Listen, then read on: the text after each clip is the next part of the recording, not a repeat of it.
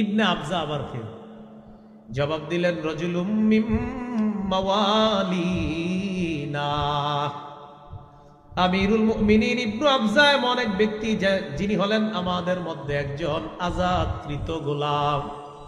আমাদের একজন আজাদকৃত গোলাম, তার নাম ইবনু আবজা। ওমর ইবনুল খাত্তাব বললেন, একজন গোলামকে প্রশাসক বানায়া দিলা, ইস্তাখলাফতা মাওলা, একজন আজাদকৃত গোলামকে এত বড় গ্রামের দায়িত্ব দিয়ে দিলা। গভর্নর জবাব দিলেন, আমিরুল মুমিনিন, লোকটা যদিও গোলাম ছিল, গোলাম থাকার পরেও তার মধ্যে অসাধারণ তিনটা গুণ আছে। কয়টা? এক নাম্বার, কারিউন লিকিতাবিল্লাহ, লোকটা আল্লাহর কোরআনের আলেম।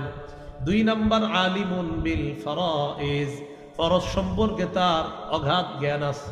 তিন নাম্বার, কাজিন, লোকটা বিচার